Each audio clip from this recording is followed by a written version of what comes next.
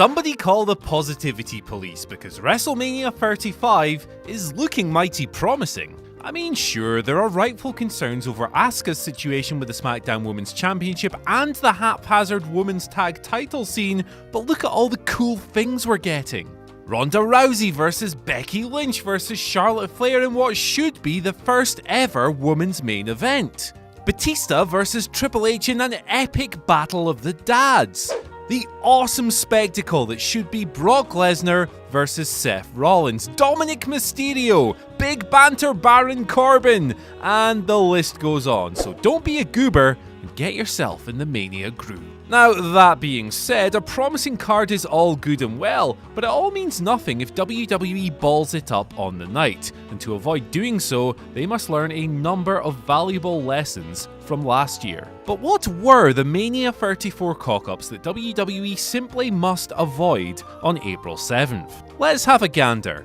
I'm Andy for WhatCulture Wrestling, and here are 10 WrestleMania 34 mistakes that WWE can't repeat at 35.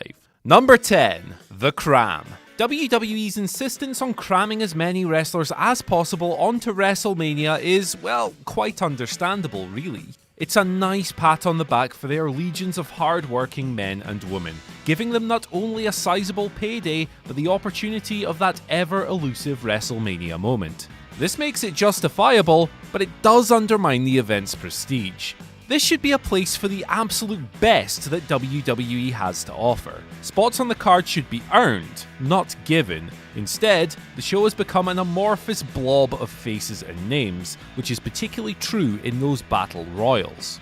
Last year's show featured an unbelievable 87 workers. That's overkill, so here's hoping Mania 35 goes on a diet or something. Number 9. Undermining the tag titles.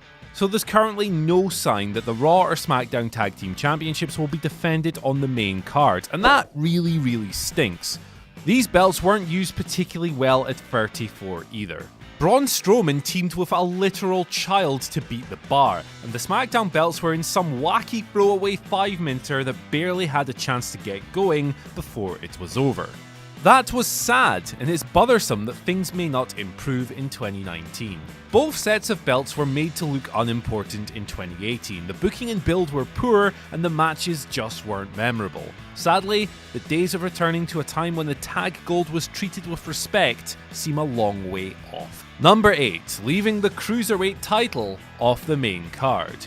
Now, I know we're advocating for about 50 matches to be on the main card and not the kickoff show at the moment, but doesn't a guy like Buddy Murphy, who busts his backside every single week and is among the most consistent wrestlers in the entire company, deserve something big at WrestleMania? Murphy's graft hasn't been rewarded on pay-per-view, where he's usually consigned to the pre-show. I'd like to invite WWE to change that, because while 205 Live might be one of the company's least popular brands, the only way they're ever going to change that perception is by giving these guys featured spots on the main card. We're getting Murphy versus Tony Nese. That's going to be a fun match, and after sticking these blokes on the kickoff show for each of the past few years, it'd be nice to see WWE give them a chance to showcase their considerable talents in a bigger spotlight. Number 7. Cutting away from meaningful celebration. Charlotte Flair ending Asuka's mega streak was one of 2018's biggest stories. It caused the Japanese star to suffer endless bumps on her road to recovery, and eventually, that all paved the way for her supposed redemption at TLC 2018. So why then did WWE decide to cut off one of Flair's most memorable wins just so they could show Big John Cena swigging beers, making banter, and pulling all kinds of daft faces in the crowd? Every victory on Mania should have some dignity, particularly one as big as Charlotte's. When the cameras ditched Big Chaz Flair to race off towards Cena like excitable TMZ dorks, she had none. And given that she'd just beaten the unstoppable Asuka, that must have felt rotten. This year, let's see less of a race to fire through as much content as possible and a little more restraint from a company that doesn't always do restraint particularly well. They've got 8 bloody hours to play with, for God's sake. Calm down and slow down. Number 6. Pulling the rug. WWE think of WrestleMania as the season finale that ties up big storylines while conveniently setting up the rest of the year. That was the impression given in 2018 when Nia Jax beat pint-sized bully Alexa Bliss to become Raw Women's Champion. A few months later, Nia found the proverbial rug pulled from under her feet. She landed right on her arse, back at square one. WWE ignored their own WrestleMania storyline to turn her heel for Ronda Rousey, and it was a jarring watch, ultimately making Mania futile. Whether it's Becky Lynch, Charlotte Flair, or Rousey that WWE put their chips behind at Mania 35, it should be viewed as law that said woman boss the remainder of the year.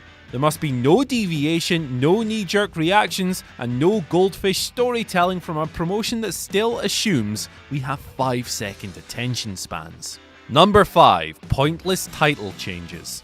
6 championships changed hands at WrestleMania 34, those being the Cruiserweight, Intercontinental, United States, SmackDown Tag, Raw Tag, and Raw Women's titles. Of those 6, only victories by Seth Rollins, Cedric Alexander, and Nia Jax arguably felt like they had any purpose, direction, or narrative heft beyond a quick pop on the show itself, with many rendered pointless afterwards. Jinder Mahal's US title win, the Bludgeon Brothers domination, and Braun Strowman / Nicholas and all their weirdness all came across as change for change's sake. There was a lack of long-term strategizing behind each one, and as a result, they all felt hollow.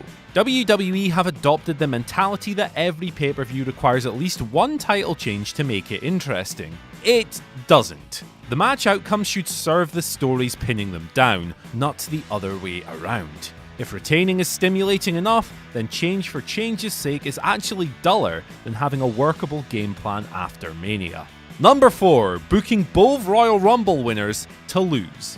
Japanese stars Shinsuke Nakamura and Asuka winning last year's Royal Rumble matches felt like a rare moment of fan service from a company that rarely indulges in such. Both went on to work big bouts at WrestleMania, and sadly, they were on the losing end in New Orleans. Now, this entry isn't necessarily just complaining because a couple of our internet favourites lost, but rather preserving the prestige of the Rumble itself. Those matches are supposed to help fans accept stars that they'll see on top for a good while, but Asuka and Nak both look kinda dumb after WrestleMania 34. Now, Nakamura stuck around near the top for a while, but Asuka quickly dwindled, and both of them are now shadows of the stars they used to be, even though Asuka has a championship. It would be a sad shame if Seth Rollins and Becky Lynch, who are in remarkably similar situations, suffered similar fates in New York. At least one of the Rumble winners should probably be backed by a big Mania victory. A big epic win is essential so that fans don't start viewing January's long-standing traditional match as a false flag operation. Number 3. Expecting perfection. WrestleMania is supposed to be the pinnacle of WWE's year, the granddaddy of them all, if you will. Performers are meant to be at their best, production value should be flawless, and every viewer should come away thinking that everything is awesome. But perfect? Nah, not by a long shot. Striving for perfection is fine, but it's another thing entirely to put such pressure on performers that it becomes expected, and the matches they have, while fine, are viewed as disappointments. That's exactly what happened to AJ Styles and Shinsuke Nakamura before WrestleMania 34. WWE themselves seemed to forecast a New Japan brother that would blow their Wrestle Kingdom 10 clashes tits off, and when they didn't get it, everyone felt deflated. Some on social media even remarked that it was dull and would have been lifeless without Shinsuke's heel turn. But go back and watch it today, removed from all the hype, you'll find a pretty good match that was choked by expectations. People and WWE themselves were expecting a magic show, not a wrestling match. Number 2. A main event nobody wants. Roman Reigns has been involved in the last 4 WrestleMania headliners, and it'll be mighty weird for those accustomed to seeing his monster push, seeing someone else in the spotlight this year. Now, he might play a role in Lesnar vs Rollins, which might go last, but he won't be wrestling for the Universal title that night. No, the big dog will be elsewhere. Instead, Roman will have almost certainly been replaced by Becky Lynch, Ronda Rousey, and Charlotte Flair, though Lesnar vs Rollins is an outside possibility, and to be honest, both scenarios work.